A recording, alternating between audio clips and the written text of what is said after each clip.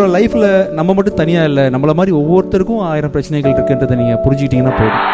எல்லாருக்குமே இருக்குது. நான் நிறைய இன்டர்வியூவில் சொல்லியிருக்கேன்ல, நமக்கு எல்லாருமே. அப்புறம் எல்லாருமே இன்னொரு விஷயம் பண்ணுறாங்க, ஏன்னா ஹாப்பியாக இருக்கணும்னு நினைக்கிறாங்க. ஹாப்பின்றது லைஃப் ஃபுல்லாகவே இருக்க வாய்ப்பே இல்லை. நீ காலையிலேருந்து ஈவினிங் வரைக்கும் எடுத்து பார்த்தீங்கன்னா ஹாப்பியாக இருக்கிறது தான் உங்கள் டார்கெட்டுன்னா, ஹாப்பி மூமெண்ட்ஸுன்றது இன்றைக்கி ஒரு நாளைக்கு 20 தடவை நடக்கலாம். நல்ல செய்தியில் இருக்கும், நல்ல சாப்பாட்டில் இருக்கும், அது மாதிரி ஒரு 20 இன்சிடென்ட்ஸ் இருக்கும். அந்த 20 இன்சிடென்ட் தவிர்த்து மீது எல்லாமே சோகமாயிருவீங்க. ஆக்சுவலாக ஹாப்பியை தேடி போனீங்கன்னா ஹாப்பி தான் டார்கெட்டுன்னு நினைக்காதீங்க. லைஃப் வந்தாச்சு, ஜேர்னி தான் டார்கெட்.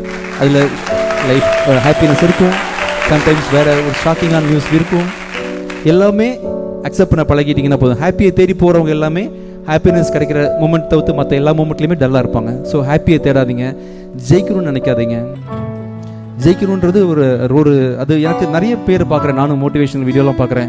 நீங்கள் ஜெயிக்க முடியும், நீங்கள் ஜெயிச்சிருங்க. நீங்கள் ஜெயிக்கிறதுன்றது இன்னொருத்தன் தோக்கடிக்கிறதுடா. நீ எதுக்கு ஜெயிக்கணுன்ற அவசியமே இல்லை, வாழ்ந்துரு. இப்போ இந்த மூமெண்ட்டில் எவ்வளோ விஷயங்கள், நல்ல விஷயங்கள் இருக்குது, அதை வாழ்ந்து அனுபவிச்சு பார்த்தா போதும். ஜெயிக்கணும்னு தயவு செஞ்சு நினைக்காதீங்க. ஜெயிக்கணும்னு நினைக்கும் போது தான் என்ன ஆகுதுன்னா, 10th ஃபஸ்ட்டு மார்க் வாங்கணும்.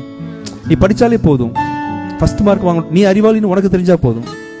ஒரு 10 பேர் சேர்ந்து மார்க் போட்டு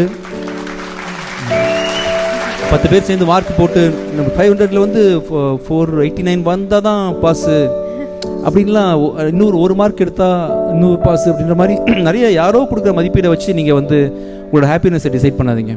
எல்லாருமே நம்ம ஒர்த் இல்லைன்னு சொன்னால் கூட நான் தெரியும்டா நான் யாருன்ற மாதிரி கெத்தாக நீங்கள் பழகிக்கிங்க. ஆக்சுவலாக ஸோ இன்னொருத்தர் நம்ம திறமசாலினோ, நம்ம நல்ல வரணும் சொல்லணுன்றதுக்காக யாரோட அக்செப்டன்ஸுக்கும் வெயிட் பண்ணாதீங்க.